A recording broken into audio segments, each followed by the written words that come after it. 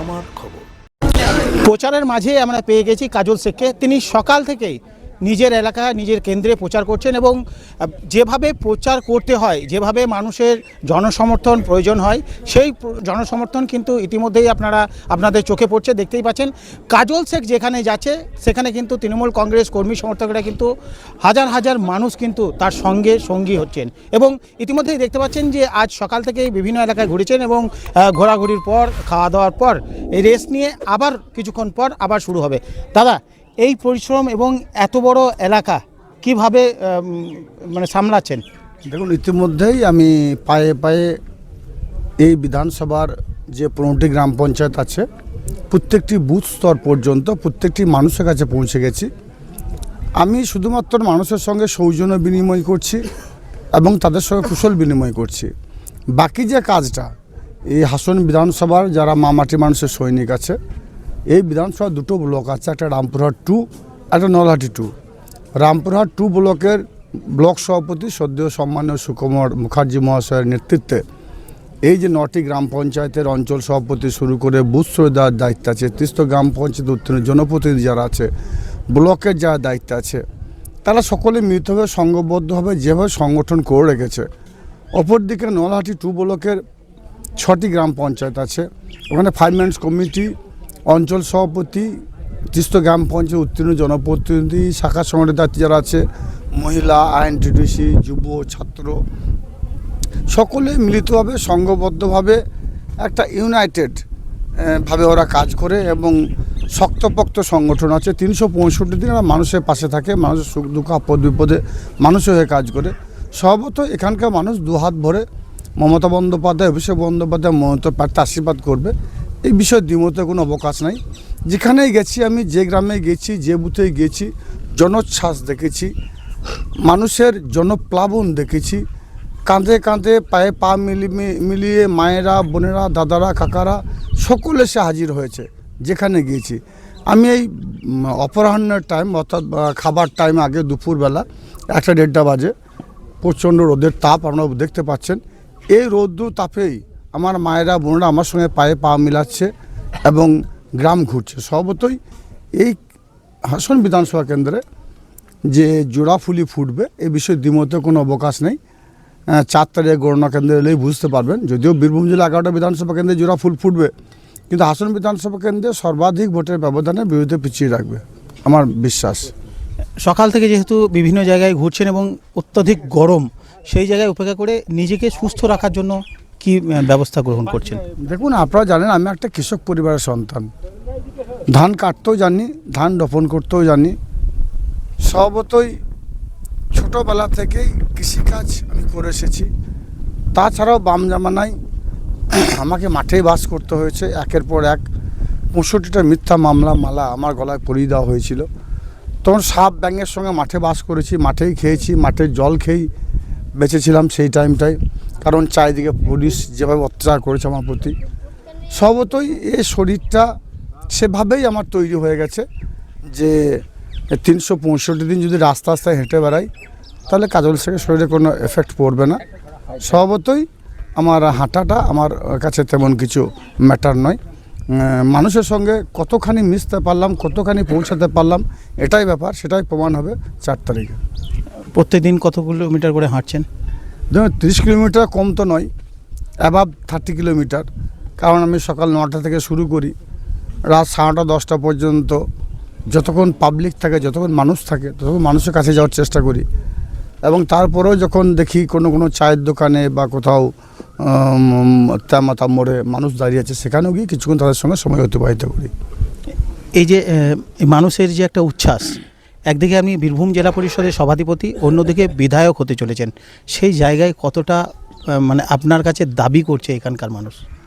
দেখুন, ব্যাপারটা হচ্ছে অবশ্যই 2.5 বছর অতিবাহিত হয়ে গেল। মাননীয় মুখ্যমন্ত্রী মাননীয় মমতা বন্দ্যোপাধ্যায় আমাকে বীরভূম জেলার সভাধিপতি আসনে বসিয়েছেন। বীরভূম জেলার হিন্দু, মুসলমান, শিখ, খ্রিস্টান, ইসাই সমস্ত সম্প্রদায়ের মানুষের উন্নয়নের স্বার্থে স্বভাবতই সততা এবং নিষ্ঠার সঙ্গে সে দায়িত্বটা পালন করেছি। তারপর তিনি আমাকে আবার একটা গুরু দায়িত্ব দিয়েছেন, হাসন বিধানসভা কেন্দ্রের বিধায়ক হিসাবে জোড়া ফুল চিহ্নে মনোনয়নপত্র পেশ করার জন্য বলেছেন। মনোনয়নপত্র পেশ করেছি।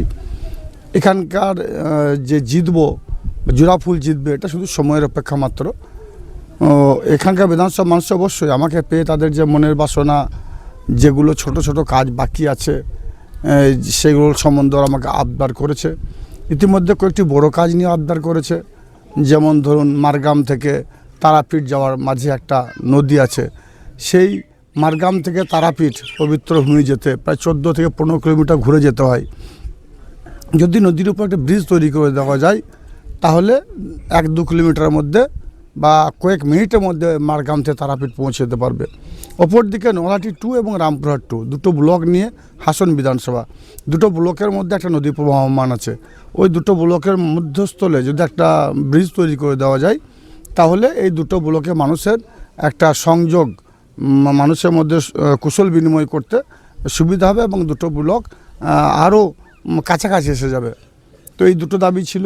আর একটা দাবি আছে মারগ্রামে যে একটা স্বাস্থ্যকেন্দ্র আছে, সেই স্বাস্থ্যকেন্দ্রটি পরিকাঠামোগত উন্নয়নের জন্য, কারণ মারগ্রামে দুটো অঞ্চল নিয়ে একটা মারগ্রাম জনবহুল এরিয়া, স্বভাবত ওখানকার এরিয়া মানুষের দাবি ছিল যে ওখানকার পরিকাঠামোগত উন্নয়ন।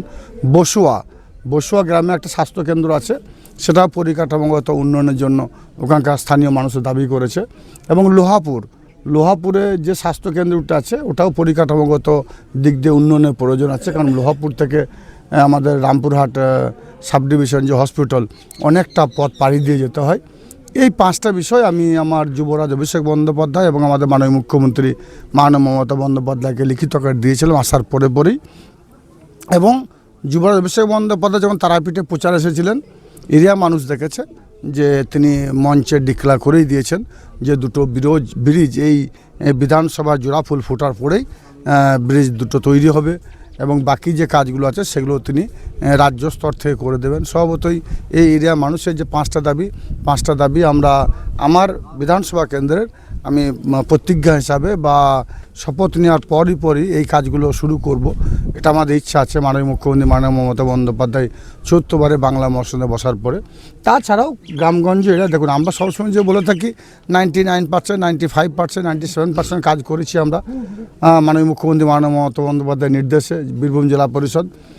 অবশ্যই কোনো জায়গায় 2%, 5% ঘাটতি খামতি আছে, সেগুলো এরিয়া মানুষ যখন এখানকার 2 নম্বর ব্লকের সভাপতি সুকুমারদা আছে, সুকুমারদাকে লিখিত করে দেবে, আমরা সেগুলো এসে আধিকারিকদের সঙ্গে নিয়ে দ্রুত সম্পন্ন করার চেষ্টা করব।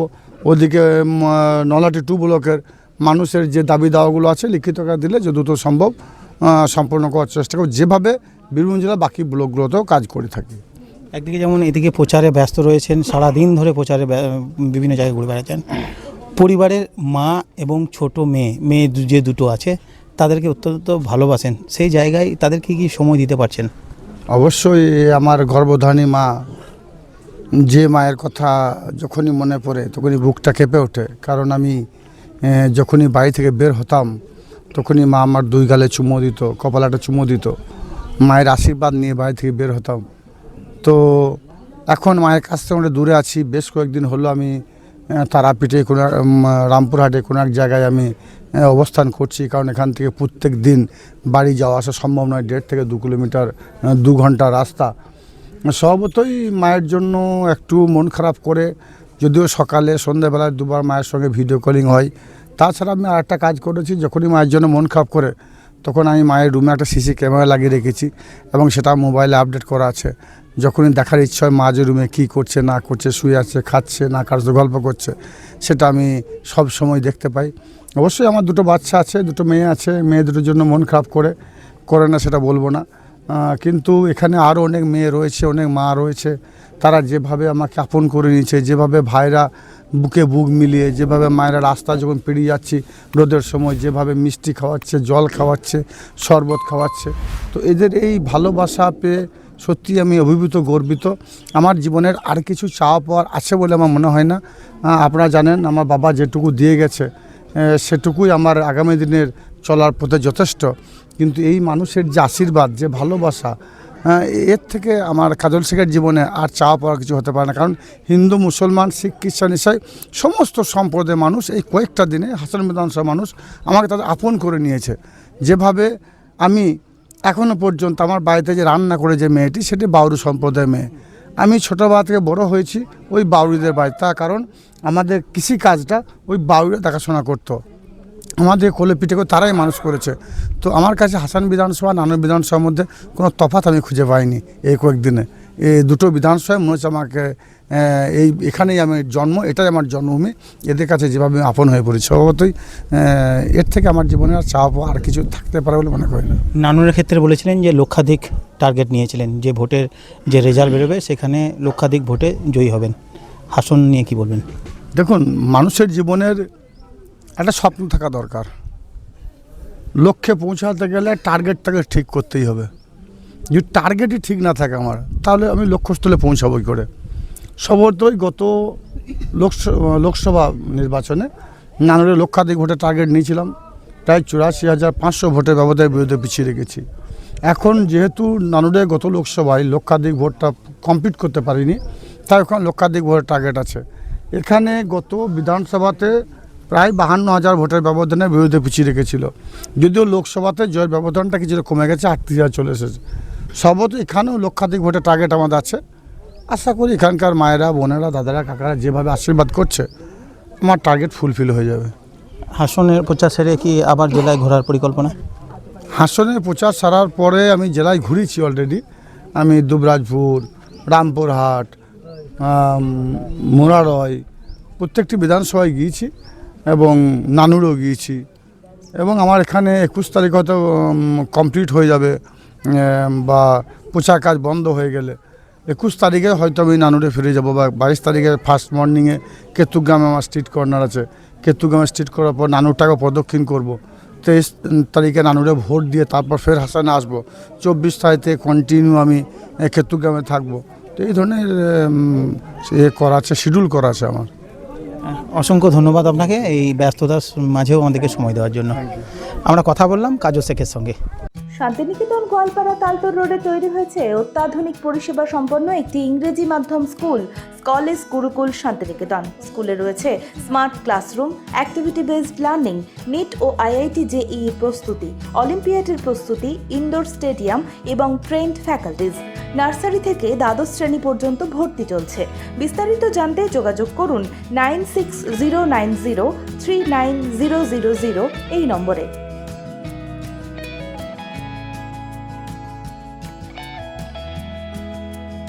দেখতে চোখ রাখুন আমাদের ফেসবুক ও ইউটিউব চ্যানেলে।